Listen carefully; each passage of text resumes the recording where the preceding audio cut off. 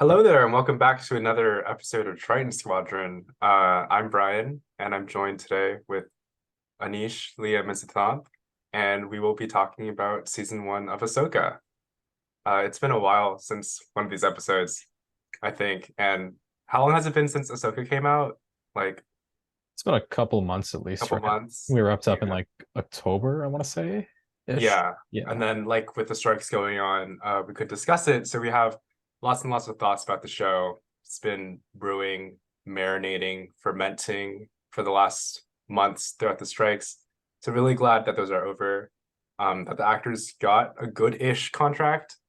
Um, but yeah, so let's start with I think Ahsoka as a character, before the show, because she's obviously like such a like beloved character to everybody, I feel like. And I feel like even as Star Wars fans who haven't watched Clone Wars or Rebels, like know who she is, which is like kind of crazy to really think about it.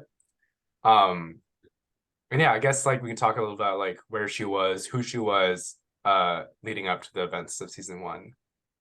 Yeah, and Liam, I feel like is our resident Ahsoka expert, Yeah, I Ahsoka guess I stan. am. So She not only she's my favorite Star Wars character, she's my favorite fictional character of all time. So, uh, I'm very very excited for this episode.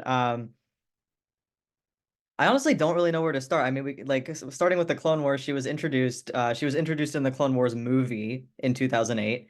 I actually didn't watch that movie until I was like in middle school. So I started out with Ahsoka with season one, I've and had never no watched the idea movie. what. I've still never watched the movie. You haven't. Really? Oh, Yeah. No, no, no, no, okay. no, Well, no. You've I've seen read the the book. holiday special, but not the movie. No, okay. Like I haven't watched the Clone Wars movie, but I had like the children's abridged like that's Oh, what I okay. read. adaptation of the I book, read that book. and I like didn't know it was yeah, adapted from the movie. yeah, and so like I think there was in like an audiobook too or something. So like I still got the full experience Yeah. Oh, okay, of I the see what you movie. mean. I've Mhm. just never watched it Yeah.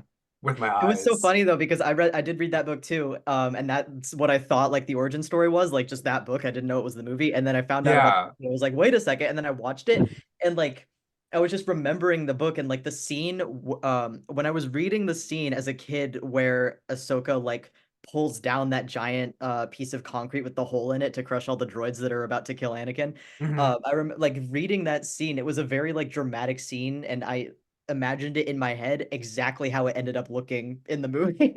Yeah, no, I feel like from like because I've seen like clips and stuff of like Dooku in the desert Mhm. and like they're fighting like the Magna Guards. Like I think the way it was written, or maybe because I was like a kid, like my imagination just like Yeah, filling all the gaps for me.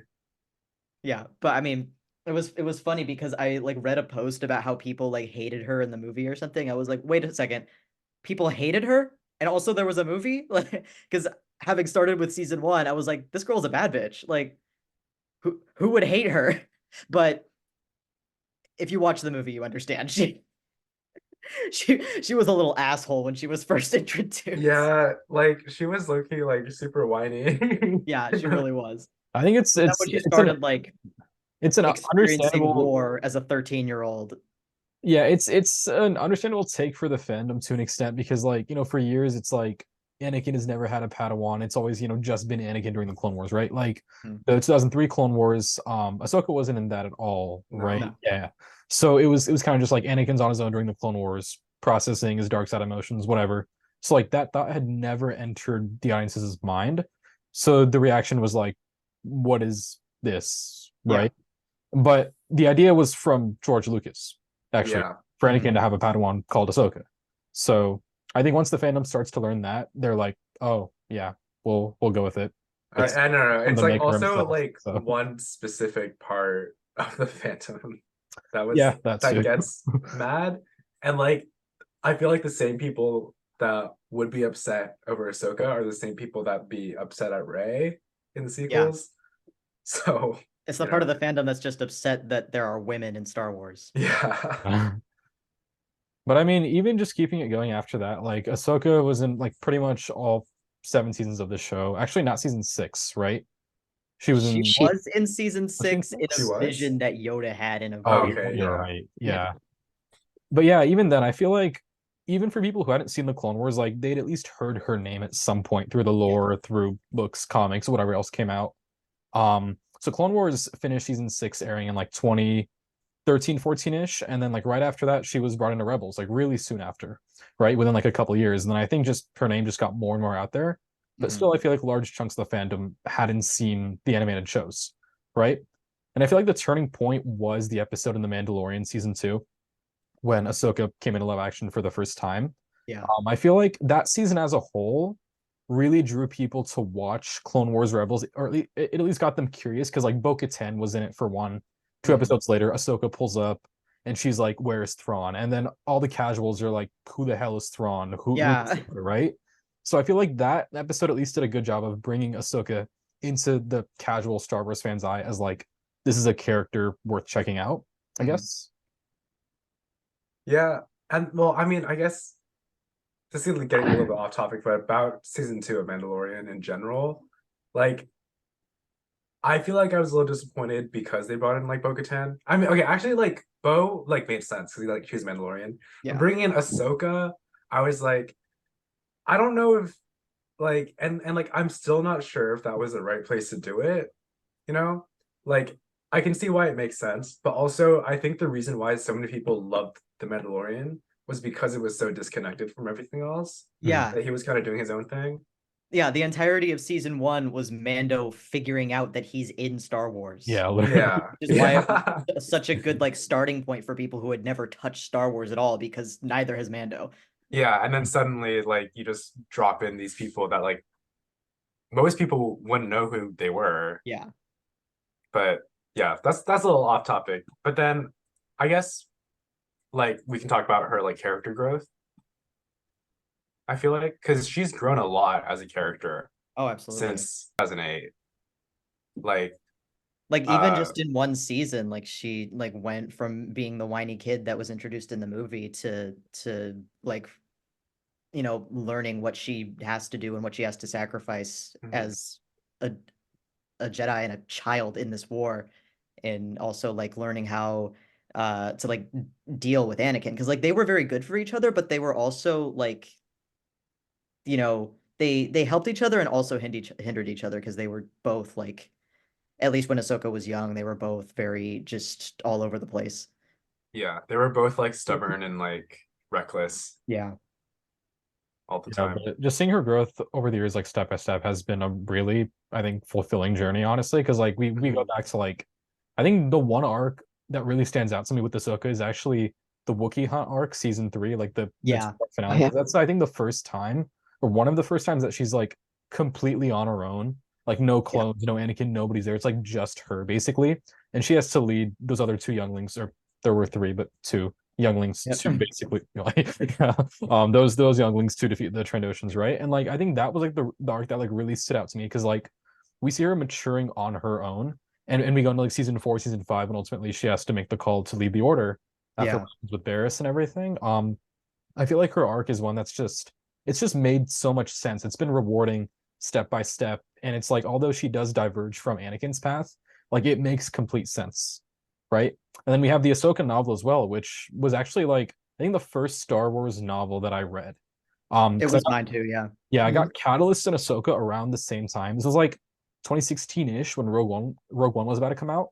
I got both of them, and I read Ahsoka first, and I was like, this is an amazing book because like it delves so much into like Ahsoka's just like thought process, what she was going through post-war, her survivor's guilt, pretty much all of those things. And I think pretty much when the show was announced, honestly, I was just really excited for one to be like, we're gonna get another Ahsoka character-focused story because Mhm. Rebels, she was a supporting character aside from like that one episode with Vader. She was just kind of like popping in and out, Yeah. providing advice for the crew. But we hadn't had an Ahsoka focused story really like since Clone Wars or even just a novel, right? Mhm. I think when the show Yeah. was announced, that was like one really big component of the hype was just like we're getting an Ahsoka focused story. But also, I would argue that a second equal component of the hype was that it was Rebel season 5, Yeah. basically, Yep. right? If you guys want to speak more to that, like I feel like it was just the excitement of like we're getting all these characters back from Rebels, right? I mean, they literally recreated shot for shot the epilogue of Rebels. So like you can't tell me it's not season 5. I mean, Rebels season 4 ended off in a really interesting place with like, just as a recap, Thrawn and Ezra getting thrown off into outer space by Space Whales. I'm sorry, I Yeah. forgot the name. And there's like so much room for like what's gonna happen next with like I think it was like in 2018, right? Is that when season I 4? think so.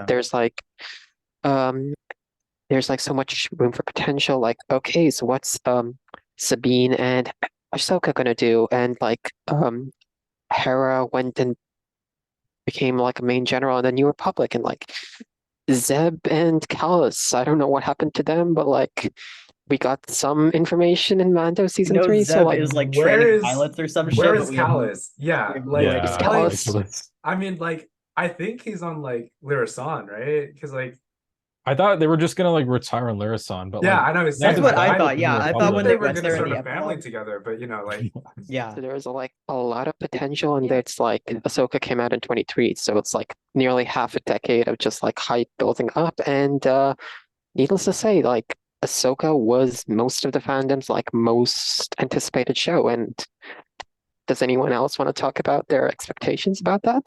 I I would. Sorry, go ahead. well, like I think I had high expectations when the show was announced, and that was like before I had read the Thrawn novels and before I read like the comics. So like kind of before I knew how Dave Filoni kind of treated the extended universe. Yeah. Before all that, like before I knew about all that, so I was super hyped. I was like, oh my god, I'm so excited. But then like like Tales of Jedi, the stuff with like the Ahsoka novel there, and then I feel like Thrawn's characterization was what I was most scared for. Yeah, So like, that Yeah, that's fair. that's not what I wanted because like he definitely drew it from the Legends novels from the 90s instead of yeah, the actual canon novels. yeah, and like like I've seen people trying to like cope with it, and then I've seen like Timothy Zahn also like saying things, and then like Yeah. hearing from like Timothy Zahn, like I think we're gonna talk about Thrawn more later, but like just hearing stuff from Timothy Zahn makes it feel a little bit better, but I'm still disappointed. So I would Yeah. say I had mid expectations because I think my whole attitude towards live action shows and like Disney shows in general, especially like the Marvel shows too, um, I just haven't been invested in them. So Mhm. like I've approached everything except for Andor. Well, actually, even like including episode 1 of Andor, like I was like, oh, like I'm excited, but like I was like, if it's bad, I'm not gonna care that much, you Yeah. know? So I think I've approached every live action show with like, if it's good, it's good. If it's bad, I'm not that surprised by Yeah. it. So Mhm. I think I tempered my expectations for Ahsoka greatly. Yeah, Yeah, it's as soon as I watched the honestly, trailer and they said Thrawn will come back as heir to the Heir to Empire, the I was like, okay, they're Empire. not doing what I yeah, want at all. Like, there's no way. yeah. No, my I guess hype journey with the show is like a tons of ups and downs. Sorry. Yeah. Like Rebels is like unironically probably my favorite piece of Star Wars content if I had to pick something, just because like that's what really got me into Star Wars. Because like Clone Wars, I watched, I loved it. Movies I watched, I loved them, obviously. Rebels was the first show I watched season by season as it was airing, like all the way through, basically. So I was like on board with the journey pretty much every step of the way. I remember like every season I'd see the trailer and get scared, like, oh crap, who's gonna die this season? I was like For terrified, real. literally. Right? And then like watching all 4 seasons and then being like, we have a good ending here, but also we're leaving it open for a season 5 or a follow-up of some kind. So like Mhm. pretty much in that 5 year gap, I had a ton of time to just theorize like, what is Thrawn up to? What is Ezra up to? What is Ahsoka and Sabine's dynamic going to be like? Right. So I had all these theories kind of floating around. And I think I was also reading the Thrawn books kind of as they came out. So I think the first Thrawn book came out like in the middle of Rebels ish, like season 3. So I kind Mhm. of had his characterization in the back of my mind. But also like especially, yeah, like you said, Brian, after watching Tales of the Jedi, I was like, I'm a little more cautious than I initially was, just because of the Tales of the Jedi stuff mainly. But then I feel like the hype just kind of kept coming back. Like we had Celebration this year in Europe. We had Comic Con where they had the big mural, right? And I just feel like the hype just kind of kept hitting me. So I was like, I'm excited for this show. It's probably the one that I'm most looking forward to out of all the upcoming ones, honestly, at the time. So I was like, this is probably the one that I do feel invested in from the start going into it, just because it is Rebel season 5. That's how I was viewing it, basically. Yeah, I think I definitely agree that like this is the one that I was most excited for. But like at the same time, it was like I don't know. And then also because I feel like I just think the way that Rosario Dawson plays Ahsoka is odd. Yeah, Like it takes some mental she, gymnastics to reconcile it, honestly. yeah, because like she's so wooden and stoic, which like I like understand like that take on the character, but I guess it's because like I don't know, like it's just so odd to see that difference between like who Ahsoka was in Clone Wars and like even in Rebels, like like she still had that hint of like positivity in Yeah. there Yeah. I in mean, Rebels. I just rationalized it as she's almost 50 and she's been through 2 wars at this point. Yeah. Like, of course, she's going to be Yeah. a little jaded. And also even like subconsciously, I guess like her voice, like Rosario's voice is like deeper than Ashley's voice. Yeah. Right. And I feel like that just kind of adds to like war hardened nature of Ahsoka, because now we're just like, yeah, she's really old, she's been through wars, and she's like checked out of the whole thing basically, which it is a departure because like that's not how we're used to seeing Ahsoka. But I guess it's akin to Luke in The Last Jedi, right? Like we're not used to seeing the character in this way, but it doesn't feel inconsistent to me. Like it's not really an issue to me, to be honest. So I might have missed some things, but just to be clear, Ahsoka's kind of like stoic and like a bit depressed because of her interaction with Anakin, Vader in Rebel season 2, right? Like, I'm not sure like what happened in between then and like Ahsoka season 1. it's a couple things that were kind of skimmed over. I do wish this was explored a bit more in depth in the show, like more tangibly. But I feel like it's, yeah, just her guilt over like, I left Anakin, I left the Order, and look what he's become, basically, right? Because like she felt truly attached to him. Like there was a quote in the show where she was just like, Anakin stood by me no matter what. Like even when the entire Jedi Council was after her, Anakin still stood by her. And Mhm. despite that, she actively made the choice to leave him, right? And then she thinks that because of that, he's become this monster who she had to fight to the death, basically, like barely make it out of because of Ezra. Mhm. And I feel like it's a combination of that plus just like obviously the guilt of like failing to train Sabine is another thing. I think we'll talk about that a bit more, but like it's just a combination of like she feels like her life's purpose is like nothing, almost out of just death and destruction, like she says, Mhm. right? I think that's either her or Baylan in like their penultimate fight. Yeah, I think Baylan says that when they're fighting on Cetos, I want to say. Like Yeah, he Baylan Yeah. gets rid says of that to her, and then when yeah. she falls in the ocean and does all the weird flashback stuff that happened, like I think like the child version of her says that. Like Yeah. it's the end of the vision. She's like, yeah, this is what my life is. Yeah. And I think that's a good direction, but I don't know. I think it's just something about the performance just didn't like I think I was way more interested in every other character than Ahsoka. I think that's Like fair. Yeah. I feel Uh, like they all drew me in more than Ahsoka did. Yeah. And like Rosario Dawson's like great in like Red and like she's good in Daredevil, but like there's something about it where like I feel like it failed to draw me in as a viewer to get me super invested. Like, like because I think so much of the show's emotional like weight comes from already knowing who Ahsoka is and what she's been through. And so I feel like for someone who's just watching Ahsoka, they wouldn't be emotionally attached to Ahsoka. But I feel like with the way that Ezra, especially Ezra, Montesfandi, he is like the perfect Ezra Bridger. He's Absolutely. amazing. I feel like He's even if perfect. Yeah. no one knows who Ezra Bridger is, I think just the way that like he's played, like that ending shot when he's looking at Hera, like you can still feel the emotion. Yeah. Like when he sees Sabine again, like you can feel that emotion. And I don't think I really felt that with Ahsoka. Yeah. Like even with Ahsoka and Ezra's like reunion, like I didn't feel it from Ahsoka. I think everything was on there on paper. Yeah. Because you have Ahsoka even like changing to her like white outfit after episode 5, going from gray to white, sort of the Gandalf-esque transition there. And I think what she does is different because before episode 5, she's like, we got to stop Thrawn. He's going to start a war. I'm not doing a third war, basically, right? She was like, we need to stop this guy. After 5, it's more like save Ezra, then stop Thrawn. Like that's her first choice. So like on paper, it's there. If I take a step back, I'm like, this makes sense for sure. But it's just a combination of like Rosario, I guess, being a little more like static than I was expecting, or a little more stoic, I guess, in how she did her lines or something, where it was just like hard to fully latch onto her as like this is our main protagonist. Um, but it wasn't in like a super bad way or anything. Like I feel like she was a good physical performer for sure. Like her fights were awesome.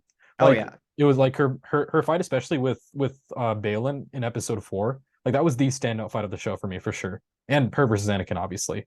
So like as a performer, like she was excellent. Yeah. But yeah, I would honestly argue that Sabine was probably the emotional center of the show more Yeah. so than Ahsoka, if that makes Yeah. sense, right? Definitely. Okay. This was probably controversial. I actually don't like Sabine that much in Rebels. I like not to say that I don't want not to say that I hate her or like heavily dislike her and don't want her in the show or don't want her to be a Star Wars character, whatever. I just find her kind of annoying, and I understand why she is that way and why I feel that way about her, but like I just if I knew her IRL, I would not like her. I would not be friends with her. But I appreciate her character and I appreciate what she goes through and everything. This show and the actress who played her in this show made me like her a little bit more. Like Like I think fair, yeah. that I forget the actress's name, but like she did a really good job as Sabine, and she like um she just like I think she was so good at portraying the transition from Sabine being a super stubborn Mandalorian and like a person that I don't really like that much to trying to bring in like the Jedi way of doing things in combination with like she's trying to be both. Yeah. She is not abandoning like being a Mandalorian, but she's trying to incorporate being a Jedi into that also. And I think that like made her a little less unstable and like it's definitely something that I like. I really liked seeing her journey through that, and it made me like her a little bit more, which I'm happy about. I also really thought she gave the show a sense of like that classic Star Warsy like fun, if that makes sense. Because Yeah, like yeah. that opening scene in episode 1 where she's like on the bike going down, Yeah. that one Oh yeah, I that was was playing, I so was like, cool. this is sick. Like that was such a cool moment, right? And then even in general, like in the future episodes, it's like you have Ahsoka doing her thing, but then you have like Baylan, Shin, you have all these like super like I guess serious characters. I thought Sabine kind of added that edge of like, you know, just a bit of like levity to the whole thing, if that Yeah. makes sense, while not undermining like her arc, obviously, but also just like, dropping the sarcasm when she was trying to use the force on that coffee mug and stuff like Yeah. that. Speaking of Sabine using the force, what are your guys' thoughts on that?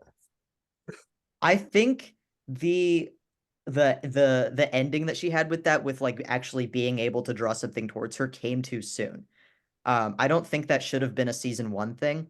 I do like the buildup of her becoming like trying to be more connected with it, even though she doesn't have the inherent talent. But I don't think it should have happened that quickly. Because I also really love the idea of everyone is connected to the Force and everyone does have the potential, some just more than others. And so I don't mind the fact that eventually she should be able to do that, but I think the end of this season was too early. It should have been like halfway through season 2. Yeah. Conceptually, it seems super cool to like have everyone be able to use the Force. I kind of wish like they also like tied in like her missing canon or something for her desire to like start Yeah. learning the Force. But towards the end, it kind of felt like they had to rush it because it's Yeah. like, okay, I just used the Force. Let me also like Force push Ezra as well. Yeah. I So, I Yeah, honestly I didn't. argue that one simple change would have made it land better. Is that mhm. instead of her pulling the force to like kill the Death Trooper, her first time should have been pushing Ezra, because then it's a complete leap Yeah. of faith, Yeah. like for Ezra to trust her. I think that would have been like such a cooler moment. And that's not for me. That's from Star Wars Explained, who was like that would have been better. But Mhm. like I do agree with him because I feel like it was a little too soon to have that happen. And then like right away she's like pushing him like across this huge chasm. It was a pretty big leap in power, but I also do like the idea of it on paper. Like it's a George Lucas thing. Like everyone has the Force. Some people just have to try more than others, basically. Yeah. And I thought like to that extent, like we saw her trying like as far back as like even Rebels. She was training like with Kanan, like in season 3, right? And then Yeah. Mhm. she was training with Ahsoka before the show and during the show. I can buy that like with enough training, she unlocked it. I think that's fair. But like the emotional moment of like when she used it should have been the jump instead of the saber pull, if Yeah. that kind of makes sense. Yeah. I feel like initially I thought it was cool. I think now it's like I still think it's cool and like I'm totally fine that they did it. I just wish there was more build up, you know? Because it's kind of like the show started and it's like, oh, Sabine used to train with Ahsoka. When, why, how? We don't know because they don't interact in Rebels. No, Yeah. literally, like Like, they only interact in the epilogue. yeah. So like they like never talk to each other in Rebels. Like you don't see them build any sort of like rapport, like camaraderie in Yeah. Rebels. So it was and like it wasn't like a hard jump to be like to buy the relationship. Like I bought into that or I bought into that pretty quickly. But it was once she started to use the force, I was like, oh, like I just kind of wish they built it up more. But and I do agree with you, Anish, and I guess Star Wars explained that like if they made that moment of her pushing Ezra, I think that would have been so much better. But Yeah, because yeah, it's like I really didn't like that she got two moments there. Like she pulled the lightsaber successfully and then she pushed Ezra. I really yeah, wish that like she tried pulling the lightsaber, it didn't work. She figured out how to fix it some other way because like that's one part of her character that I really like is that she is extremely adaptable and she will figure out a way to get something done if everything else like every door closed, she'll punch a hole through the wall. Um but like I wish that she failed to get that lightsaber is like okay, but then there I wish it was more like a moment with like throwing Ezra to the ship that like she really had to think about like okay, I have to do this. This yeah, has to work or yeah. that's And it's like Yeah. for Ezra and like because their relationship is so close. yeah.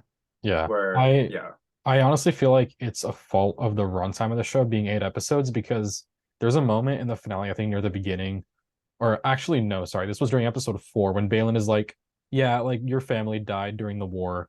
And then in the finale, Ahsoka like felt guilt about like I'm hold up, I'm blanking on what exactly it was, but like during the finale, there's a moment where they're on the ship, like right at the beginning when they're talking, like before the battle starts, right?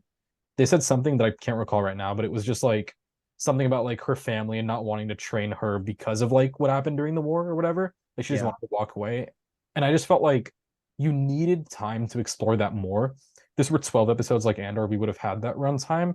Maybe even starting the show further back, doing an episode or two with that training, also establishing what Ahsoka's been up to in the 10-year gap.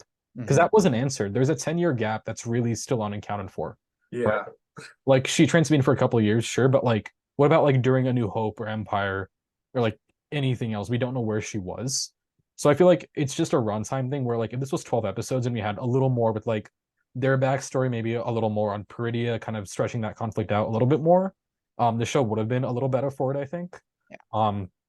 But yeah, as a whole, I feel like Sabine's arc does leave me excited for future seasons as well. mhm, I'm very curious to see kind of where she goes now that she saved Ezra. Like that part of her arc is like just mentally done. She's reconciled that with herself. Yeah. Now it's like, where does she go from here as like the next student in this long line of masters and Padawans, basically, right? Well, I think Yeah, her I'm hoping that her arc in season 2 will be something along the lines of, "Oh, look, it's the consequences of my actions," because her desperation to save Ezra is partially why Thrawn is now also back in the galaxy. yeah. I don't fully blame her for that, but like she is part of the reason. Yeah. That and I think that was something that I didn't expect the show to go just because I thought the show would try to appease everyone. Yeah. But I did think it was really nice. And yeah, it makes so much sense, like you said, Liam, that like Sabine did give Baylan the map and stuff. And Yeah. like No, she because did go with them. Cause like, yeah, because like she's doing it for Ezra and like, yeah.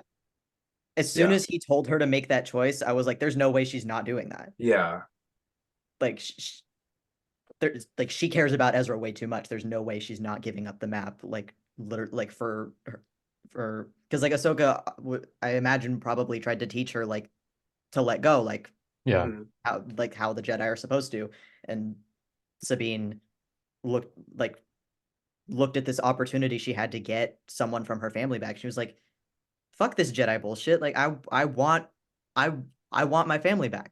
This is what Yeah. I want and I'm gonna do it. And I absolutely 100% do not blame her for that. And Yeah. like it makes so much sense once you know that like her family died during the Mandalorian purge and Yeah. Kanan's gone and she spent like 10 years on Lothal just like sitting there being depressed, right? Yeah. So it makes complete sense that she would make that call. And like I remember after episode 4, like the entirety of Reddit exploded like against Sabine basically. And I was like, if you watch Rebels, it's like completely in character. Like she would Yeah. 100% do that. Yeah, So I would have been mad if she didn't do it. That would have been yeah. so out of character for her. And then one thing I want to note that's kind of interesting is that Ahsoka choosing to take Sabine on as a Padawan is an interesting choice because like she, to Ahsoka's knowledge, was not force sensitive at the time, was not a Jedi. Like Huyang even said like you have like the weakest midichlorian count of like all the Jedi I've met or something like that, basically, right? But Ahsoka deciding to choose Sabine to take her on, I think is partially actually due to Ahsoka's guilt because like she refused Grogu and was like, he has attachments, he's too powerful, whatever reason, right? I think she just took on Sabine as like a lower risk, if that makes sense. Because like Yeah. she was like, I trained with Anakin, he went full dark side, he's gone.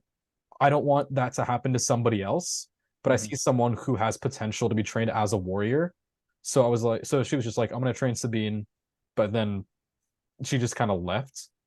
And I also thought it was interesting that she chose Sabine over Jason because Jason is someone that she knows is force sensitive because of Kanan, obviously, right? Yeah, He's just right there.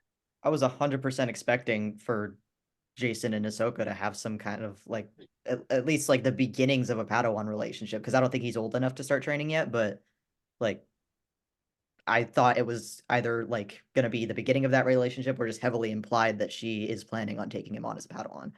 I think one thing I liked regarding that was that Hera was like more protective of Jason. Like Yeah. that bit in episode 3 where he was like, "Yo, I want to be a Jedi just like my dad," and then she was like, "Yeah, no way." Yeah, I know. So I think it made sense. Hera's just kind of scared of that whole thing. Like she lost Kanan, she lost Ezra. She's like, Yeah. "I'm gonna keep this kid safe. He's not gonna be a Jedi." Yeah. And speaking of Hera, I enjoyed her role in the show as a whole. I feel like she kind of grounded the show because it was a lot of like Pergil, Force related Yeah. shenanigans, other galaxies, whatever. I thought Hera gave the show a sense of like gravitas because it was like this is a real threat that the New Republic military is like getting involved in, Mhm. and linking the show to Heir to the Empire. Um, the threat in Heir to the Empire in the books is like it's partially Thrawn doing his thing, weird Force stuff, whatever, but it's also like the New Republic government dealing with like, is this guy actually back? Is he going to start a war? And Yeah. I enjoyed all her scenes with the New Republic, Yeah. just kind of being like, how real is the threat of Thrawn returning? Mhm. Um, in the scene where she went off on Xiono was one of my favorites. Oh yeah. That was With, so satisfying to watch because that guy is an asshole and I genuinely hate him and to Doesn't he watch have a put him in his son fucking in his, place. like his son is the main Resistance? character of Resistance. Right? Yeah.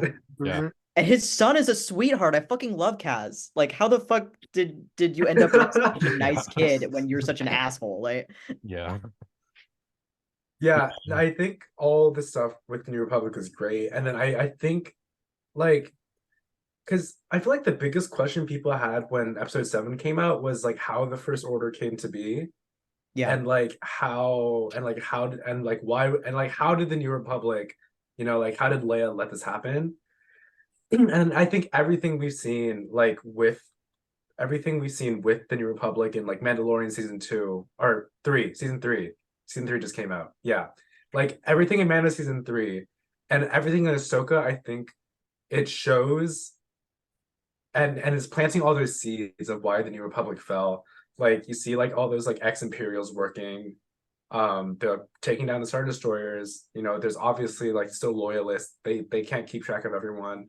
And like even just like yeah, those like Senate conversations. And it's like, yeah, like it makes so much sense why the New Republic fell. Because there was corruption, they were yeah. so like disorganized.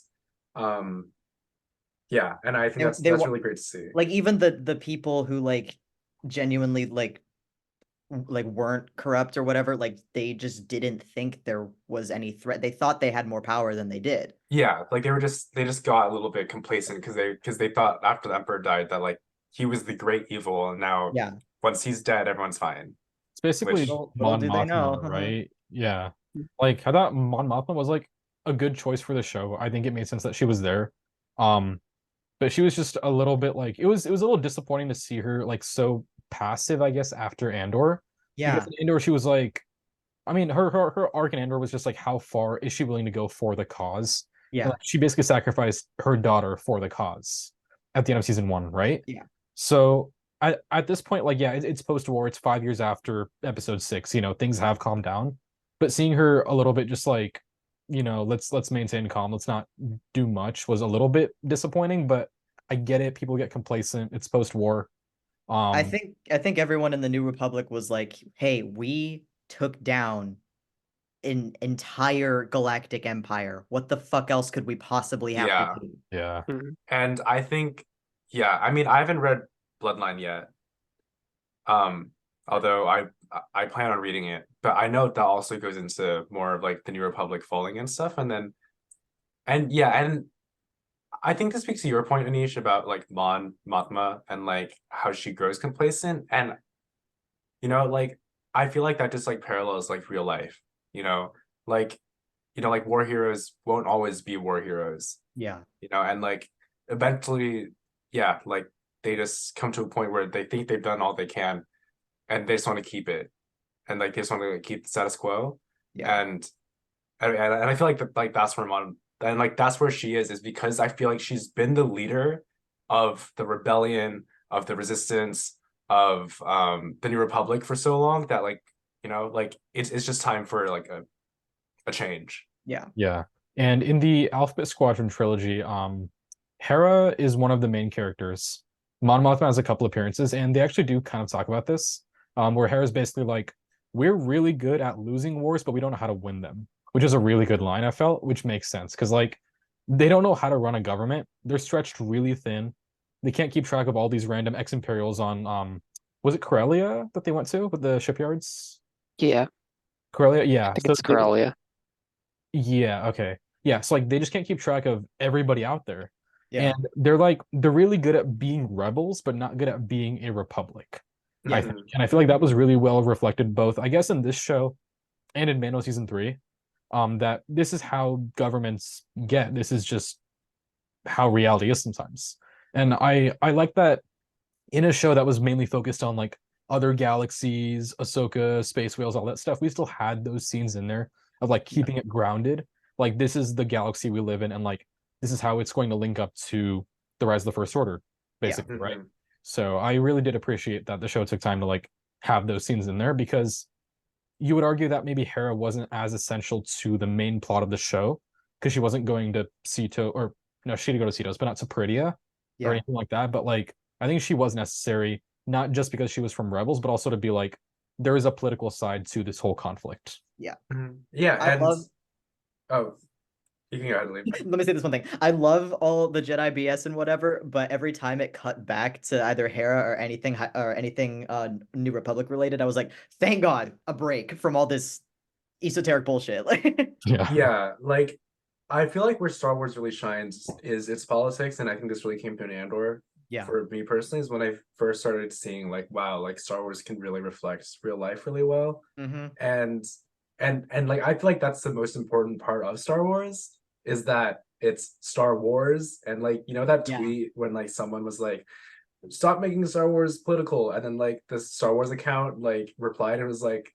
the name is Star Wars Yeah. wars like war is political Yeah. Star and Wars has always been political since its yeah creation. Yeah. yeah like literally since like episode 4 Yeah. Yeah.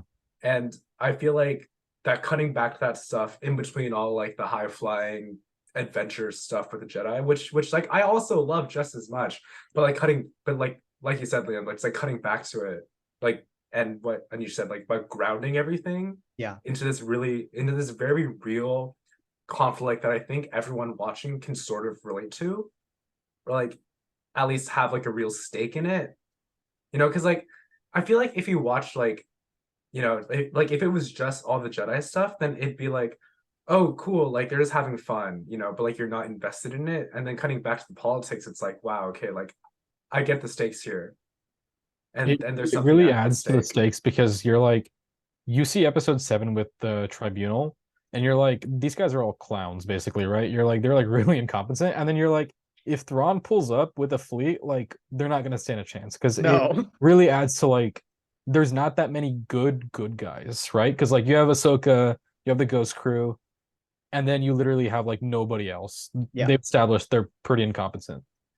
So I think it just adds further to the threat of like when Thrawn comes back, like he is going to like cause problems. And speaking of which, I do want to transition over to two characters we haven't really talked about, but probably are also like one of the bigger focuses of the show. That's Baylan Skoll and Shin. Mhm. So honestly, when the trailer first came out, I was actually probably most intrigued by them because they were completely new, Yeah. Mhm. right? Like we knew kind of what Thrawn was going to be like. We knew the Rebels cast. We knew literally nothing about them aside from the fact that they had orange sabers. I Hmm. was like, that's really interesting. This is the first time you've seen orange sabers in live action. Yeah. Yeah. Yeah. I think like on screen in any capacity, aside from games, but like I think it's the first time we've seen orange Yeah. sabers in film or TV. Yeah. And then I guess with those two, I mean, first off with Baylan, I have to say that Ray Stevenson did an excellent job as the character.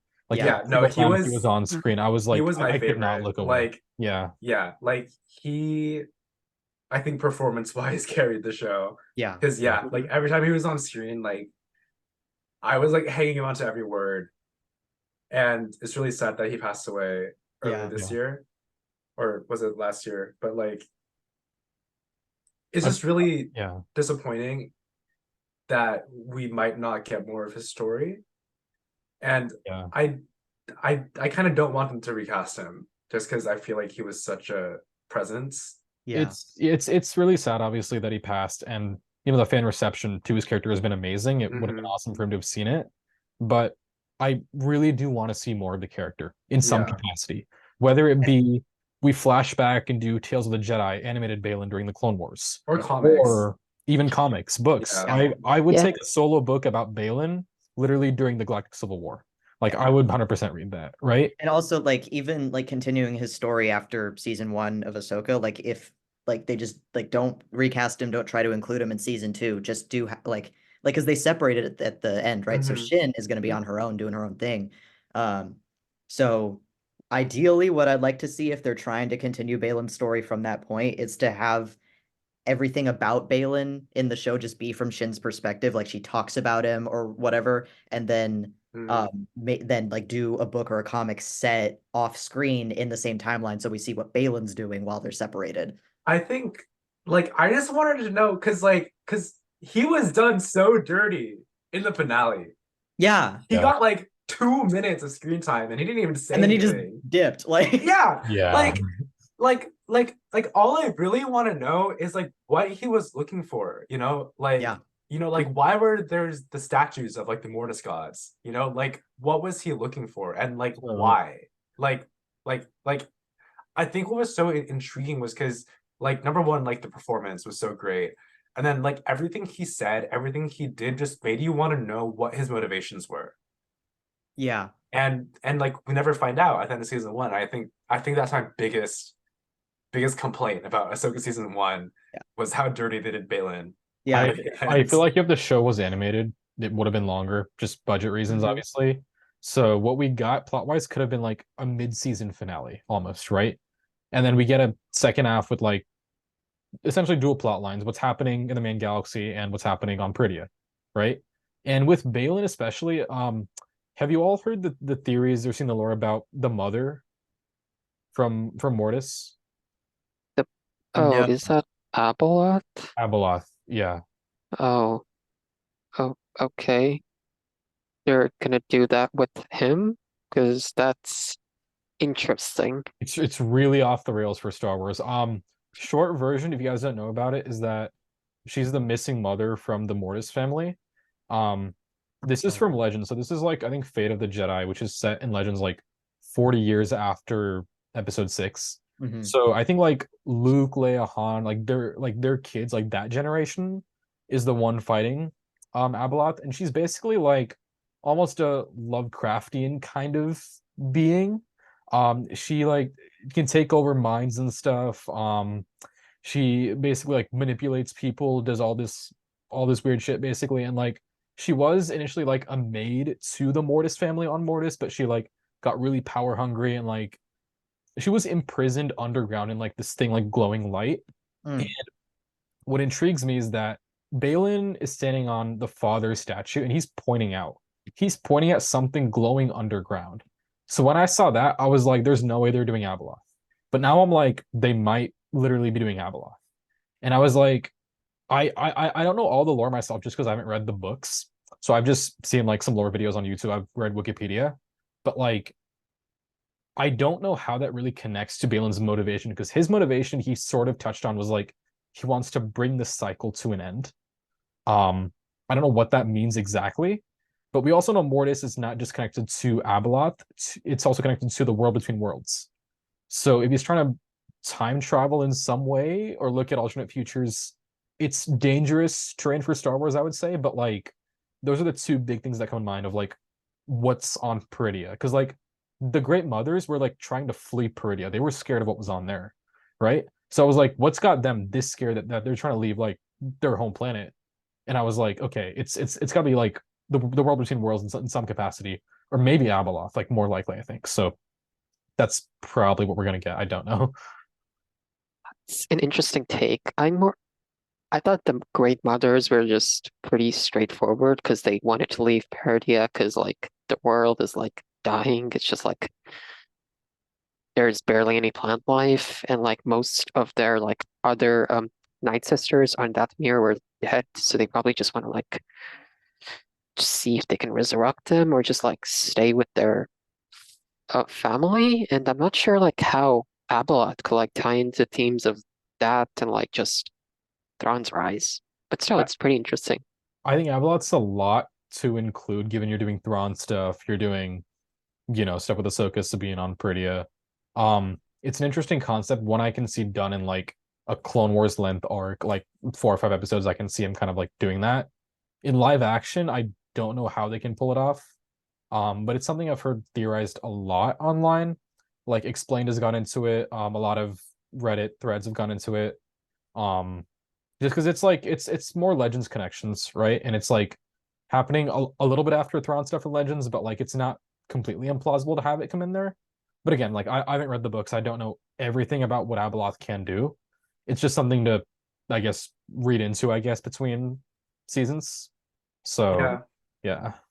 I think that is very interesting. I like just like skimmed her like Wikipedia. It was really long. Yeah. But yeah, I mean, I think what you said about Balin wanting to like end the cycle, I think that that is definitely part of it. Is like he just wants to get rid of Jedi and Sith. Uh, I feel like completely. And I don't know if you guys watched like like Attack on Titan, but I feel like he's kind of like Zeke in that way, I guess. And when because like Zeke just wants to like just like stop Eldians from like reproducing so that there can be no more Titans, like no more suffering in his eyes. And then Mhm. I feel like Balin's kind of like in that same vein of like I feel like we had to stop it, and then like he's okay sacrificing himself in that to like stop it, which I think makes for a really interesting character. Yeah, and Well, like he's someone who I think is like kind of a almost a parallel to Ahsoka and Sabine. You have Baylan and Shin, right? Like they have both left the Order for different reasons. They're both gray Jedi in a certain sense.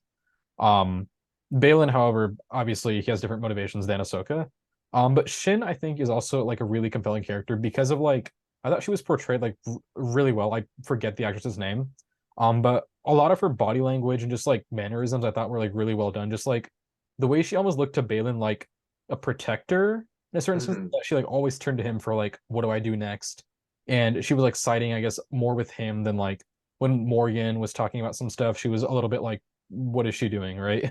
Yeah. And then I feel like she gives me the vibe of someone who like we don't know her backstory, but someone who's like was found really young by Baylan Has like Yeah. just been raised by him and hasn't seen much of the galaxy. Was Doesn't that know much not else. established? Because yeah, I mean, like I like definitely got the same vibe. It's like she was like a foundling type person that like she was just. But because I mean, I feel like that was maybe kind of established because It when might have been, yeah. because they were looking at their lightsabers and then Huyang was like, oh, like Shin Hati, like I've never seen this lightsaber before, which Yeah. obviously means that Baylan taught her how to make a lightsaber, and she was never raised in the temple ever. So I Yeah. feel like it was like implied that way. Yeah, and like he respects the Jedi enough to give her a Padawan braid, which is interesting because like there was that bit in episode 2 near the end, which I heard a lot of people talking about, where I think Morgan was like, "We gotta kill Ahsoka," and then he was like, "It's a shame there are so few Jedi left." And I thought that was really cool because like he may not consider himself a Jedi, but he like respects the idea of them at the very least. But he was like, in reality, they were worse. But I thought that was pretty cool. Like we've never really seen characters like them, even in really Legends or the books. Like no one really comes to mind who's like sort of like leaving the order for this specific motivation of like, I'm just sick of the cycle, but I do respect the idea of it, if that makes sense. Mm-hmm. Yeah, and then I guess also talk about Morgan just like real quick. I feel like Morgan was because I mean I guess like in Mando when she was introduced, like she was kind of there, like she had a cool fight scene, but I do think it's kind of cool because I know there were the theories about her being a Night Sister already when she was introduced in Mando. I think it was cool seeing that come to fruition. And then get kind of just her like weird, fierce devotion to Thrawn. I kind of just want to know where that came from. Like if Yeah. she's just like a Yeah. fangirl, who like heard about him, or like if they actually interacted before. Like I just kind of want to know like what's happening there. Yeah. Because I she seems so fiercely devoted to him and like he and like he just uses her. And then that's a very Thrawn thing to do. yeah. I But like didn't understand why she had like that dynamic with him, but like literally the funniest parts of the show to me were when she would try to assert herself as like an equal to Thrawn and then yeah. He like would just put her look. in her Yeah. And place. he's like, Yeah. Yeah, he would yeah. literally like there were No, the way multiple he would times just where she like, said something and yeah, he just stared at her for like 3 seconds. he would just pause and then start, and it would be the funniest Yeah. thing. Yeah.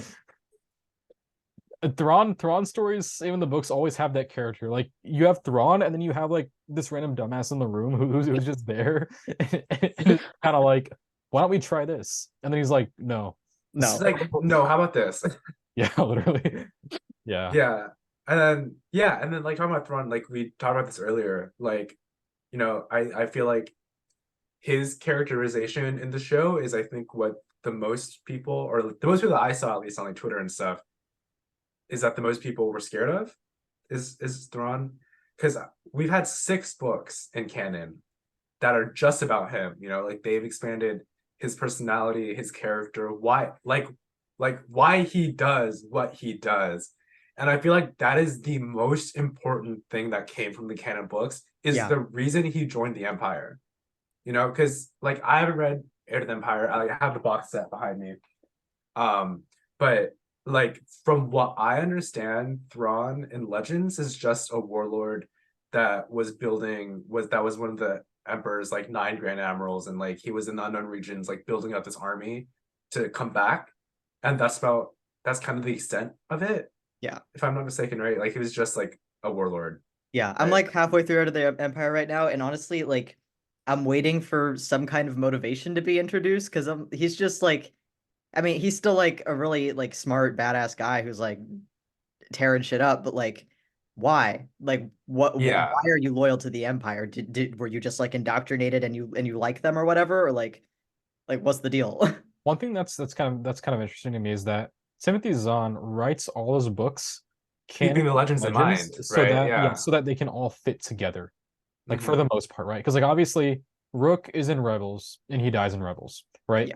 But also he's one of the main characters in Heir to the Empire. So like Mhm. aside from that minor stuff, like he writes Thrawn as if it's like one big story basically. Yeah. And Which in I know in Thras is in Legends, yeah, Outbound yeah. So Flight. Thras is in Outbound Flight. Yeah. He's in the last book in the Ascendancy trilogy, Lesser Evil.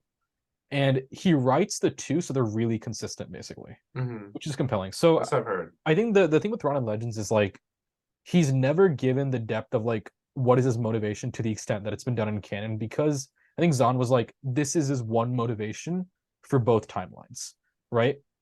But I argue that it doesn't really line up in Legends because it's not explored. Because in Legends, he's just like, I am a warlord of the Empire, and that's it, basically, right? Yeah. Like even in Outbound Flight, Survivor's Quest, we go into Thrawn's people, we learn about the Chiss, obviously, but it's not to the extent of canon. We don't learn Thrawn's motivation. And then in canon, basically, for those of you who haven't read the Thrawn first trilogy fully in canon, Thrawn is loyal to the Empire only as a means to an end, basically.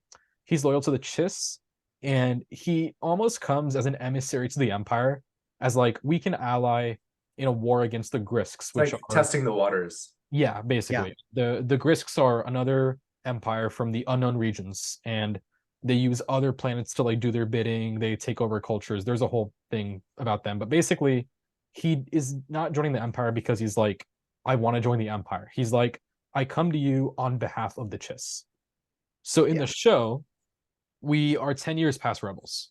And pretty much in all my theorizing for the show, I was like, there is no way he is still loyal to the Empire. Like, just Mhm. That's what I keeping the thought. books in mind, I Yeah. was like, it is 10 years. He would have moved past it. And then we get the show. And in episode 6, when he pulled up with Army of Troopers, I thought that was sick for the most part. Like him pulling Like up visually, their yeah. aesthetic. Yeah. I thought that was cool. But I was also like, why? And then in episode 7, I was like, still like, why? In episode 8, Yeah.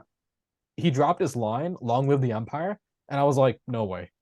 Yeah. It's like, who are you and what have you Yeah. done with And Timothy Zahn Thrawn? Like, like, yeah, just like all that stuff, like, like me personally, I did not expect the number one go to a new galaxy. I thought they would just be in like the unknown regions, yeah, and like they would make contact with the ascendancy or just other like species or cultures in the unknown regions because like it's so large. yeah. And like I feel like, yeah, like, and especially that line, like "Long live the Empire," like I've seen people try to like cope with it and say that like he's just saying that because he knows the people on the bridge are listening to him and that's what they want to hear. Yeah. But it's like, eh, like I can see a rationalization for it. Like Zahn's interview, he basically said like he still fights for the Empire because he thinks they're better than the New Republic. yeah, which Which I can see, I I'm guess. headcanoning that right now because like I have to headcanon something, and I'm like, I don't want to really believe that he's an Empire loyalist because I don't think he is. I don't think they're gonna write him as like 100%. I want to like revive the Emperor, be a loyalist to the Empire, because I think Zahn being involved as a creative consultant on the show is good. It's a good sign that they at least have him in the loop going forward. And at some point he's got to be like, yeah, what about Eli Vanto or something like that, right? So I feel like Thrawn being or Thrawn trying to like bring back the Empire is not something I think he's trying to do. Because the first thing he did when he came to the new galaxy was not to be like, all right, I'm gonna go fight the New Republic. He went to Dathomir, right? He's got some deal going on with the Night Sisters to be like, I'm gonna take you there. They're gonna like, I don't know, revive people in the catacombs or whatever they're trying to do. But like, that's one aspect of Thrawn's character I thought was in character, because in Rebels, he loses twice, both times to the Force, to Bendu and to Ezra. Now he's like, to defeat your enemy, you have to understand them. So Yeah. he's partnering with the Great Mother specifically because they're Force wielders. And I thought that made complete sense. Like, that's one thing I did theorize about, was like, Thrawn would try to understand the Force or learn the Force in that 10 years. And to that note, I was satisfied. But I just think there's more about the Chiss and the Grist that they will get into. A theory that Star Wars Explained had was that, what if the Chiss have been destroyed or almost destroyed in the 10 years? What if he's been out for 10 years, he hasn't seen anything, but like Great Mothers can like hear stuff, sense stuff, what's happening in the galaxy, right? What if the Chiss are literally gone? Or like, what if the Grisks struck a major blow against them? I don't like that Right? theory, but I makes don't think- either, but that would make sense to why he's going all in on like, I need to get out there. I need to like literally. Suthanth, don't say that. Suthanth, Suthanth just said in chat. Eli, Rip Arlani, Eli Rip Vanto. Vanya, like everyone's Yeah. gone. No, like honestly, I can definitely see the theory that the Grisks struck a major blow. You know, I think that could like, I guess, help rationalize things a little bit, which makes sense. Yeah. But yeah, I mean, like we just need to see it. Yeah. I think, you know, like Mhm. I just need to see it. Like I just need to know that like this is not who he is. Yeah. You Yeah, know? there's nothing in the show that made me think the ascendancy was destroyed, by the way. It's a random theory to be like, Yeah. why Mhm. is he so hell-bent on still being called an Imperial, being Mhm. called the heir to the Empire, basically? So it's just a matter of like theorizing at this point. I don't think the show really told us enough about his motivations outside of on the surface, I'm an Imperial. Mhm. Hmm. But I think we'll see how it plays out. I trust Zahn will do what's right for the character at the very least, or at least try to keep Filoni in check to some extent. Yeah. Yeah. Because Thrawn's gonna be the main villain of the big Mandoverse movie.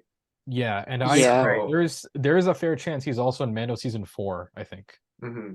Because Mando, sorry, this is a bit of a tangent. Mando is now sort of working for the New Republic, right? He's going to track down imps, and he hears Thrawn is back in the galaxy with a bunch of these new loyalists, like the Shadow Council.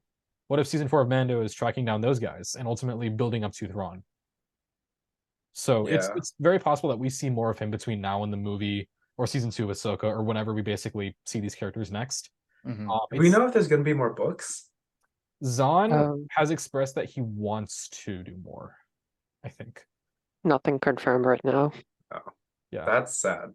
Yeah, the only Thrawn Yeah, related thing that's currently confirmed is the comic The adaptation. comics, Alliances. the Alliances I'm comics, actually yeah. I'm excited so for that. excited That's the for it, first but time we get We get Grist visual in some grist, visual like, media. Yeah. yeah. bro, it is so frustrating reading Timothy Zahn's books and him not describing any of Yeah. the aliens. Yeah. Like he gives like one little detail about like maybe like something about their facial structure, and it's like, okay, can I please get like your artistic rendition of this? Like, Yeah, Yeah. literally. not gonna write it down.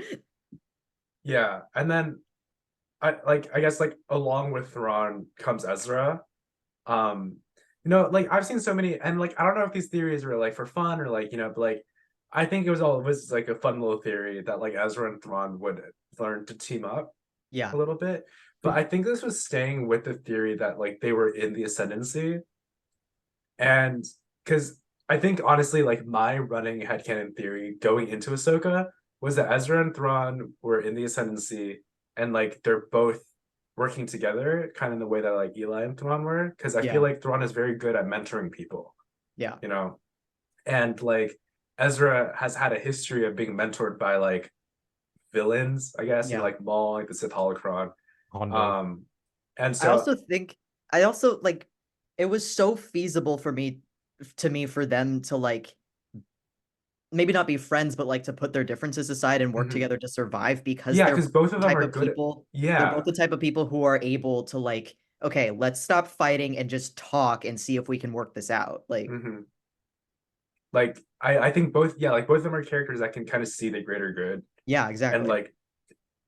like do what they know, or like do what they think is like not like right, but like do what they think will be best, Yeah. you Yeah. know.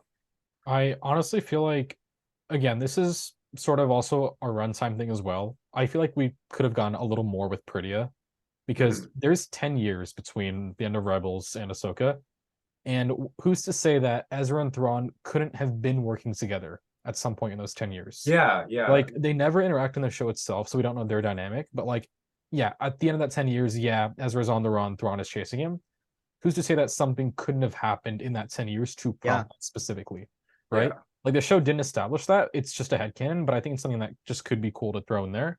Well, Um, like yeah, because like Ezra was on the bridge with Thrawn Yeah. Yeah. yeah, when he summoned the Purgle, like I don't think Thrawn immediately went for his blaster and tried to shoot Ezra like right away. Yeah. yeah. I think there's a story there to be told. Zahn said he wants to do that story in the 10 years, I um, think that'd be great. which would be great as like a standalone book or even a Yeah. trilogy if there's more to be told there, honestly. But yeah, I think if you look at Ezra specifically, like he was great. There's really not much to be said regarding his performance. Like he was like No, super on it point. was perfect. Yeah, I think the only thing was at first the blue eyes kind of threw me off a little bit, yeah. but It it was I was not love fine. as them. Hera. I never had a problem with them. I was just like glad that they actually did that because Yeah, no. Like it was just like at very first I was like, that's a little bit unsettling, but Yeah. but then I got used to it.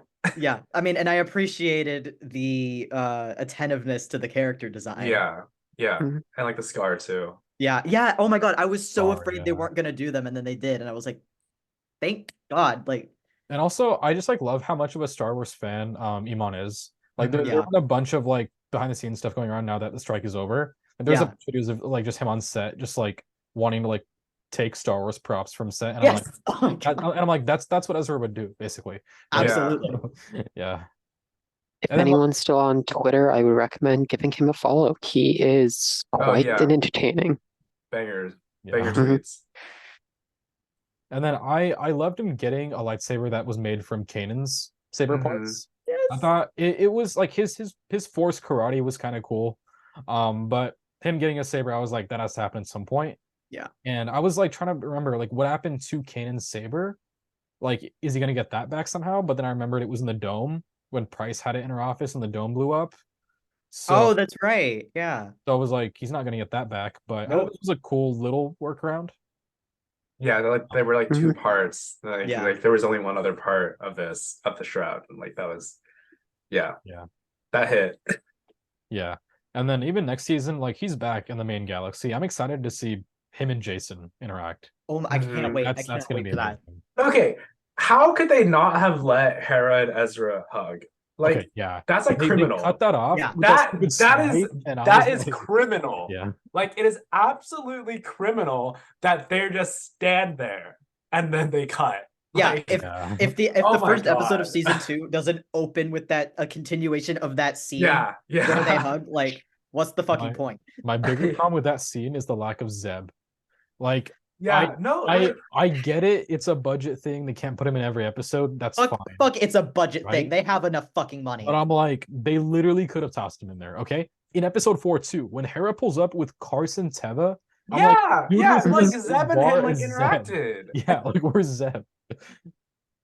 So like Zeb could easily have been in that Yeah. final scene. Like of all things, literally just that last scene. Or like even just his voice, like over like the Seriously. Tom Lake, Like I think his voice is enough. Like it's Yeah. just so iconic. Exactly, yeah. He is literally my favorite Rebels character. Like, it is so disappointing that he wasn't in the show at all. Yeah. No, there were so many places he could have been in there. Even episode 7, the tribunal, he could have been Yeah. sitting there, Mhm. right? But instead they had this Mon Calamari NPC follow Hera around, and I was like, who is this dude? Like I don't know. Zeb could have easily been in there. That's my biggest problem with the show. Like Yeah. they were going full Yeah. Rebels reunion. Like Rex was even in there with the flashback in the Clone Wars, right? And like Yeah. there was a Yeah. picture of Kanan on the go. Uh-huh. Yeah. Right? Everybody was there. Okay, except Callus, but like for the most part, everybody was there except Zeb.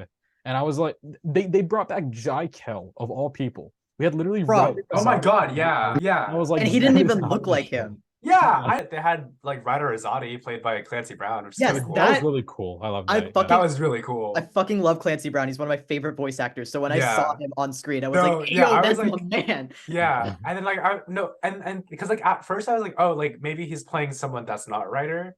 Because like, like they do that in Star Yeah. Wars. Yeah. But then like the subtitles said Ryder Azadi. I was like, oh my Yeah. God. Like Yeah.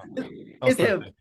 I also I like the fact that Jai was there and that he's like a senator or whatever, but like straighten his hair, please. He looked nothing like okay. Actually, Yeah. I looked up a picture of animated Jai and was like, okay, he has the same face, but the hair like throws it off. Because like Jai in the animation has straight hair, and then like the dude they got to play him, like he does like his face. I look at it side by side, like, yeah, okay, you do look like him. Yeah. But the curly hair just like makes it look completely different. I can get behind his face, but his voice too. He's voiced by Dante Bosco in Rebels, who plays. Yeah. Yeah. Right? And Dante has such So, an iconic voice that you can't Yeah. replicate. Yeah. So I mean, it was cool seeing him. I feel like it was just cool seeing Lothal as well. Yeah. Like just seeing all the iconic places like the runway and the tower and even the capital city. That was just like really satisfying to be like, we finally got it in live action. Yeah. And then I don't know, talking about characters, there's the elephant in the room that I think we all have thoughts about. Anakin, in the World Between Worlds episode. I think it's great that Hayden's back. Hayden Christensen, like he loves Anakin and he loves Star Wars. There's Yeah. this guy on TikTok that sounds just like him, and everyone thinks that it's his secret account, but no one knows. I just think it's really funny. Yeah. But like he loves Star Wars and like he is a fan, and it was great to see him back. But I don't know. Like I have mixed feelings about that episode as a whole. Yeah, I think it was great that like, his flashbacks, like Ahsoka kind of dealing with her past. I think that was really cool. But I just don't know. I have a little bit of a theory. Like this theory is basically just to rationalize the portrayal of Anakin in the show, but it felt a little out of character. I felt like he was being like too mean to her at sometimes. But I have a theory that like it's possible that that wasn't even him like projecting himself through the That's force how to talk to her. Ahsoka Like like yeah, that's remembers him, right? Or Yeah. like thinks yeah. about him. Yeah. Yeah, that's genuinely what I think, and I hope that they do something with that where like later she actually does get to talk to him through the Hmm. force and Like at the end, right? He shows up did in like she? the final He's shot. watching as a Yeah. ghost, right? Oh, I don't remember that. Oops. Yeah. But like I want a scene where like they actually get to talk though and have a Hmm. conversation, and I want her to like mention, "Oh, when I saw you in the world between worlds," and him to be like, "I didn't do that. Yeah. That wasn't me." And she's like, "Oh, okay, that was I guess a projection of my own insecurity and I should go to therapy." But I actually think it was him for one specific reason. okay, what is that? Because there's a moment where this is in the very beginning of episode 5 where Ahsoka first off is like, I won't fight you. And Anakin says, I've heard that before. That's the Yeah. in episode 6. That's the one moment where I was like, this is an Anakin who has been through the events of the saga and is a Yeah. force ghost. So I was also sort of rationalizing like, is it Ahsoka's memory of him, like how Ben Solo sees Han in episode 9? Is it kind of like that? Or is it like actually Force Ghost Anakin? And that moment told me, I was like, at least on the bridge, that was Ghost Anakin. Maybe in the flashbacks, it was sort of like a A mix of like mix. her, like how she remembered him Yeah. versus him actually being there. But like, I don't know if it really matters. It was more so just like the memory of him being there is like what mattered to Ahsoka. And Yeah. I think the episode as a whole landed for me. My Hmm. thing was like, I thought it cut back and forth between Ahsoka doing her thing and like Hera, Jason, the ship There was too much committing. time in between. Yeah. I think it should have just had like the one big piece of the flashback, then you cut back, then you do the Purgil stuff. But I enjoyed a lot of the flashback what we got. I liked his live or die sort of message where it's like, is she gonna continue to die in the sense of like just focusing on her guilt on leaving Anakin, on her legacy being that of like nothing but war and leaving people behind? Or is it gonna be like you have the chance to go save Ezra, you have the chance to go save Sabine. Are you going to do that or just like sit there in your guilt? And that part of it I enjoyed. I thought Hayden's choreo was great in that episode. Yeah. He nailed the Mhm. physicality of Anakin. It felt like a prequels fight basically. Um, and it was great seeing Rex for the first time in live action too, right? Yeah. Yeah. So But the weird CGI troopers was just odd.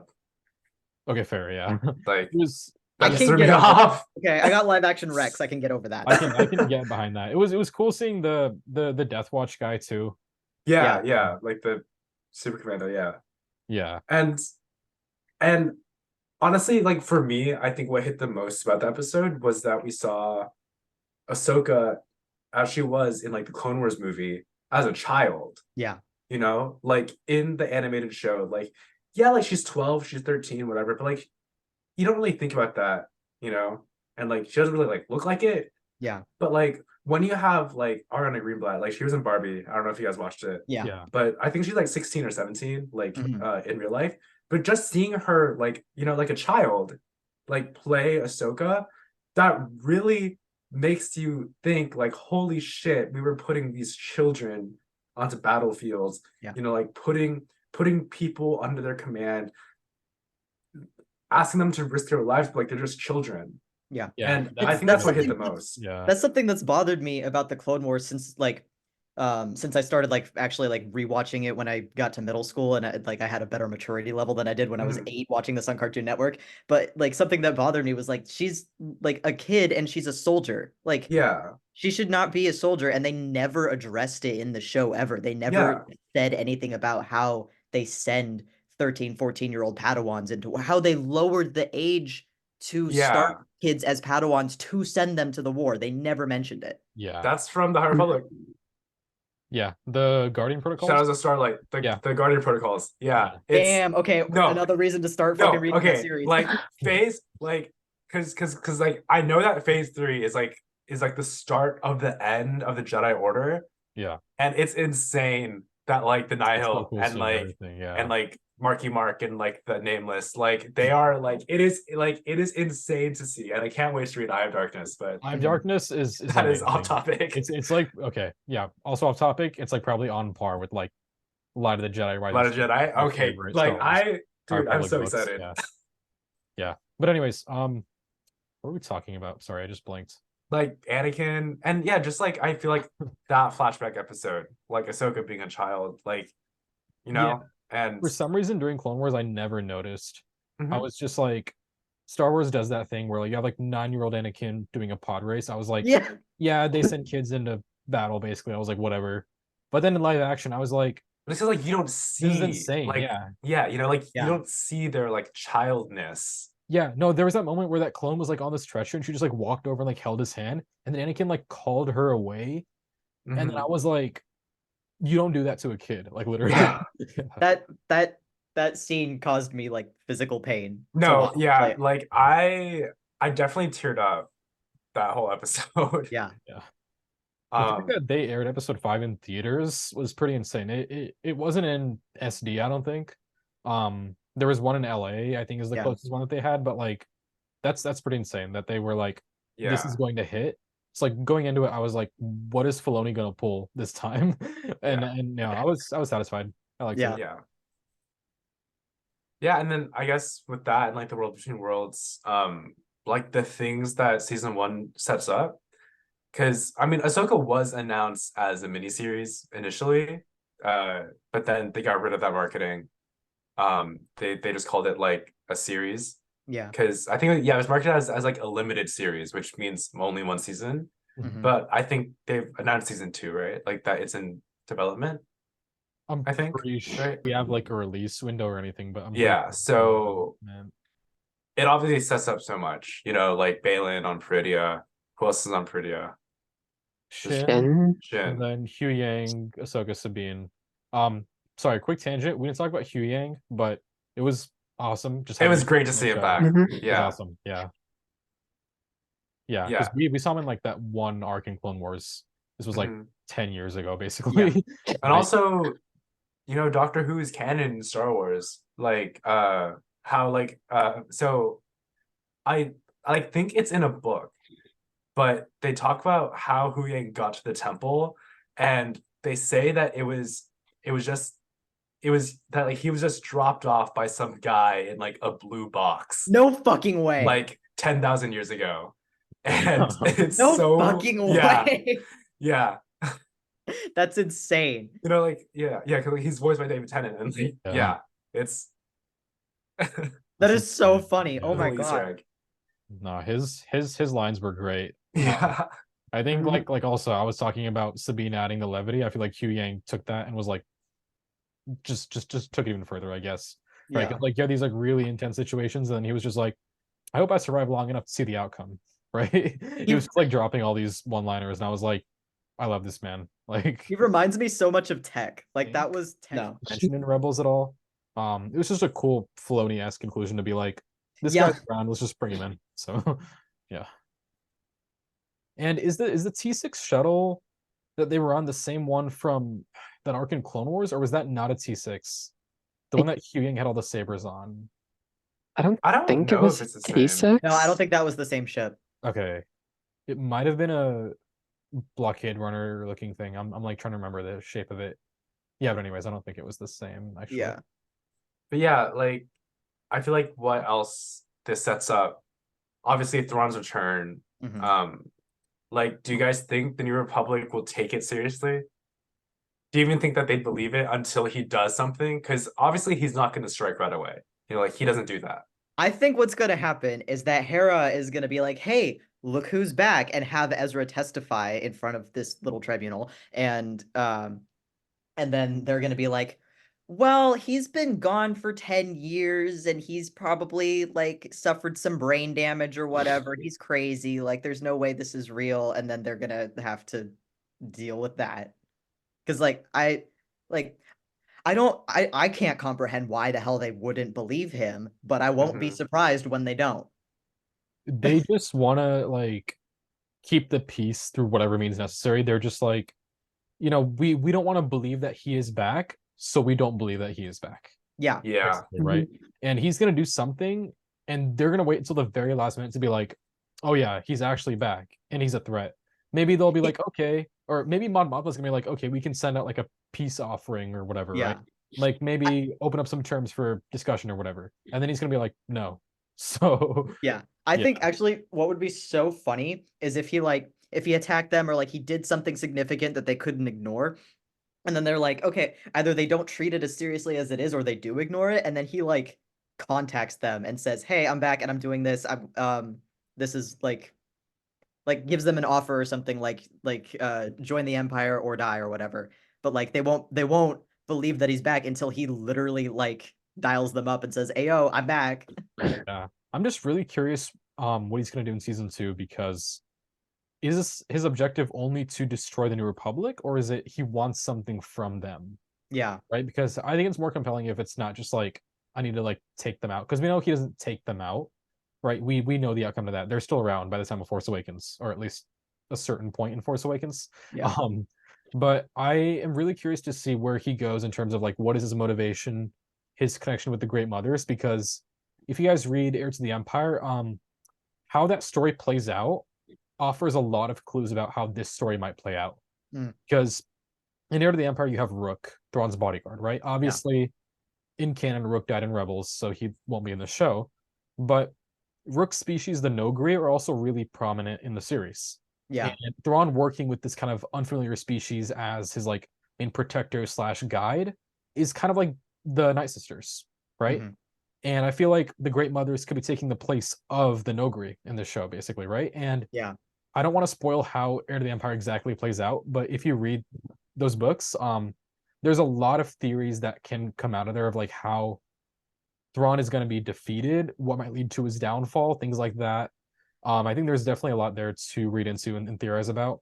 Are the Yuuzhan Vong in the Heir to the Empire trilogy, or is No, that they're much later. that's I later? think they're like immediately after, right? Or They're around the time of like Force Awakens, but in Legends, so 30 Okay. years Yeah. ish after, I think. But yeah, and then I'm also hoping we get some like at least some mentions of like the Chiss ascendancy, what's up with that, if not appearances or even the Grisks being involved in the conflict somehow, because I think hope, the Grisks have to be brought up. yeah, I hope 'Cause it's the Emperor just knew New about them. Republic versus Thrawn. The Emperor was You scared know? of the Grisks. Yeah, literally. like Yeah. Palpatine knew about them. So So hopefully Zahn brings that up and is like, yo, we got this like group right here who the Yeah. Emperor was literally scared of. And is like, yeah. I know. I hope the conflict isn't just New Republic versus Thrawn's forces. I think there's definitely more to be told there. And then it feels like what's happening on Pridia seems disconnected to the main galaxy, but I hope it ties in. I think Ahsoka and Sabine will make it back to the main galaxy in time for the movie, because I'm assuming it's going to be season 2 of Ahsoka, probably Mando season 4, actually just before Ahsoka, and then the movie, right? So I'm hoping by the end of it, everyone's back in the main galaxy and we're just ready for the conflict to play out as is. One thing I also want to keep an eye on is Bad Batch season 3, because Wayland, the cloning planet, is incredibly central to Heir to the Empire. Yeah. And I almost think we could see Wayland in Ahsoka season 2. Yeah, well, I mean, like everything that Filoni's done has been leading up to cloning the Emperor and bringing him back. I don't think all of it. I feel like that's going to be some of it, but I don't think that's like his end goal and his end point, basically. Either way, all of the stuff that he's been doing, like with cloning, has been planting the seeds stuff, for it, like though. Fair, yeah, it just makes episode 9 make a lot more sense, which I'm happy about because it's the only part of Star Wars that I don't like. So yeah, no, like I think planting the seeds is the right thing to do. Yeah. Yeah. And then I'm also excited to see how Mandalorian is going to connect to Ahsoka potentially. Yeah. Because you have the New Republic stuff, obviously, which I feel like is going to connect. Gideon has clones of himself. They could be out there. Yeah. He could Oh be my like god, yeah. the canon version of Saboeth. Is that how you say his name? He's yeah. He's Joris. In the audiobook, they pronounce it Sebioth. Sabayoth. Okay, yeah. He Yeah. he could be sort of the canon version of Sabayoth, I guess. Mm-hmm. There's a lot of moving parts, and like I honestly want to just like draw it all out and be like canon legends, like sort of how things are connecting. Yeah. But I feel like Ahsoka's a story we can't look at in a vacuum. It's got Yeah. like so much going into it, and like Which kind of sucks. Mhm. that's a fair take because Andor I can look at in a vacuum and be like, this is incredible. Mhm. Ahsoka is the product of MCU-ifying Star Wars, Yeah. Yeah. which I'll take it if the content is good, which I've mostly liked. I'm okay with how it's gonna go. I'm just curious for how Mandalorian season 4 is gonna play out, how it will tie into Ahsoka, because Zeb I really hope is involved somehow. If not in Ahsoka, actually he has to be in Ahsoka, but also hopefully Mandalorian, Mhm. right? If I Mando's hope that Sabine and Bo meet up again. yeah, Yeah. 100% And like the Sabine as well. Darksaber. Yeah, because like yeah, and then even Ezra being in the main galaxy, honestly, a Mando episode, if it's just Mando, Grogu, and Ezra on a mission, like a random fun side mission, that would be a ton of fun, right? Mhm. Because Ezra is probably here in the main galaxy as an agent for the New Republic, I'm guessing, right? So he's just off doing his own thing, and that can be a ton of fun. So I feel like there's a lot you can do with connecting all the shows together, and Mhm. even Book of Boba Fett. In Heir to the Empire, you have a Talon Card, who's this criminal sort of dude who like unites a bunch of syndicates. I think Boba Fett Mhm. is kind of fulfilling that role in canon. So I think now's the best time to read Heir to the Empire, just because Yeah. of like how critically it's going to connect with everything coming out. Um, and yeah, I think what has me excited more than Ahsoka season 2 specifically is just the culmination of everything and what we're going to get in the future, because you have a chance to not just retell this story, but like change it, make it better, I guess, if Zahn has input, if there's things he wants to do better, and just we're seeing Heir to the Empire with the Rebels cast in place of Luke, Han, and Leia, basically, Yeah. which I appreciate. I like the Rebels cast, but Luke, Han, Leia being involved would be nice, depending on how they do it. I don't want them to deep fake them all the way. Yeah. They have Alden right Seriously, there. seriously, Like, just get Sebastian Stan to play Luke. Like, for the yeah, love of you God, he have was Sebastian exactly for like Luke. young Mark Hamill. You have Carrie's daughter. What's her name? Billy Lord. Yeah, Billy Lord. Yeah, Mhm. and she played Lieutenant Connix in the sequels, right? Yeah. Yeah. Like you could Mhm. basically have her be Leia because she stood in for Leia during that one flashback scene in 9. And Right. I mean, also, like, I think what they did with Leia and Ahsoka was very tasteful. Like having Yeah. 3PO be there. Yeah. I like that. Yeah, that was cool. So, So, but yeah, I think there's a lot to be excited for. I think Mando season 4 is the next thing coming out. There's reports of like it could be a movie, it could be a show. I've seen that going around this past week. I really hope it's just a show. Yeah. And we go Mhm. Mando, Ahsoka, and then we go into the movie. There's also Skeleton Crew to keep in mind, which, mhm. based on the premise, takes place in a new galaxy, which has to be the Peridia galaxy, Mhm. right? So Skeleton Crew Isn't could it set up set something that during? we don't know Wait. anything about. It's like one Jedi and a bunch of kids, and It that's pretty is much all set we in the know. Mandoverse era as well. That's all we know. That's a show I think people are sleeping on. I also am because I know nothing about it. Yeah. But Mhm. but also like I think that could be really critical depending on how they do the show. Because if those kids and Jude Law are getting lost in Peridia in that new galaxy, like that could be really critical for where things go. Because like we've seen one planet in this galaxy. We know nothing else about it. Yeah. Right? There could be Mhm. other cultures, other races out there. We know nothing, right? So I think that could be a ton of fun to just tie everything together. And that's coming out probably sooner. I think that or Acolyte might be the next show. I don't know if we know the order. Oh, Acolyte, I think is The next. Acolyte? Yeah. I think, Yeah, okay. Yeah. But yeah, that's coming out soon. Tons of stuff to look forward to. So yeah, very excited for how things are gonna go. I will probably actually reread Heir to the Empire because it's been a little while and I think it's a good time to reread it. So Yeah. yeah. I need to finish it. Mm. Yeah. Well, are there any other thoughts, things to say about Ahsoka season 1? It's pretty good. Yeah. Yeah. Good I soup. mean, if you guys haven't watched it yet, you guys definitely should just give it a watch. Even if you're a little bit jaded about Star Wars, which I mean, I definitely know I am, especially with like live action Star Wars now, and just the state of content in general. Mhm. Oh, it's one a thing we didn't it's a fun little so watch. one thing we didn't talk about that I just want to mention real quick. The theme music. Oh yeah, the That- end credits are so beginning, good. right. Yes, the credit Also animation the music was in amazing. general. Yeah, Kevin Like Costner I've is been awesome, listening. Okay, okay. Like this is definitely a little side tangent, but the scene where the Great Mothers resurrect the stormtroopers, the violin in that scene Oh yeah, is that's from so Danse good. Macabre, and that's like a classical piece by like this like French dude, and like they took the violin from that piece Mhm. and used it because that piece is about like an army of the dead basically, and like skeletons dancing. Yeah. And I thought that was such a nice touch. And also like on the soundtrack, like Thrawn's themes with the organs. Oh yeah. Oh my Oh my god, God, it's the so organs. That good. was so cool. It's so good. Yeah. And then But Yeah. like the Duel of biggest the Fates, moment what? where the music hit for me was Ezra and Sabine's reunion, because they played Oh my God, Ezra's yes. theme, the Lothal sort of motif that keeps playing during Rebels. That was the Mhm. first time it's been played on the show. They didn't play it when they were on Lothal itself, I don't think. So when Mhm. they like hugged, it was like bum, bum, bum, bum, like that theme, you know? Like Yeah. that was so sick. Like that was like the biggest moment that hit for me because of the music too. I was Yeah. like, that's exactly what I was looking for with that moment, and it delivered. And the So Rebels theme was like sprinkled throughout the entire show. Mhm. And every time I Yeah. heard it, I was like Leonardo DiCaprio, like, ayo. Yeah. And then I think one thing we didn't talk about was like I think the visuals of Thrawn's, like I don't know what to call them, like they were called like night troopers or something like that. Oh yeah, the Night right? Troopers. I think the reveal of the Chimera on that Peridia was sick. Oh was my God. absolutely insane. Seeing the design on the bottom Yeah, of the ship, no, that like was I was like it, no, I was like, okay, like I knew they would have it on there, but in my mind I was like, if it's not on there, I think I I'm gonna know. throw something at my TV. Me But too. no, like yeah, it was Yeah. yeah. And then just as troopers too, and then Captain Enoch with that like gold-plated helmet. I thought he Yeah, it was so really cool. Yeah. He kind of did nothing, but he was really cool to look Yeah. at. So Yes, girl, give us nothing. yeah. Captain Phasma style, basically. Yeah, Yeah. pretty Yeah, much. the cool looking trooper. Yeah. Yeah. But yeah, even the end credits, it was a cool blend of like Ahsoka's theme, Hera's theme, and Sabine's theme, kind of like all segueing in one, which was really cool.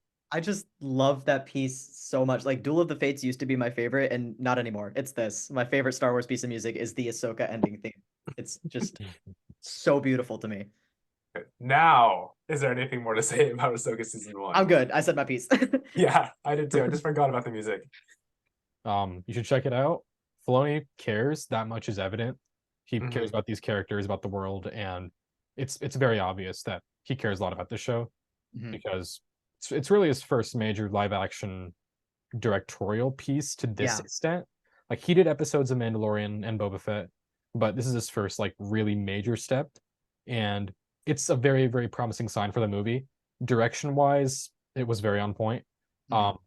Yeah, we talked about nitpicks during the episode, things we thought could have been better, but as a whole, very very good step for Star Wars, I think, with the way Mhm. the show played out. So definitely, yeah, check it out. Yeah. Suthanth, anything else? No, that'll be pretty much everything. So thanks for listening. Yeah, thanks for listening, guys. Keep a watch out for our fan film episodes. We have a special guest episode coming up.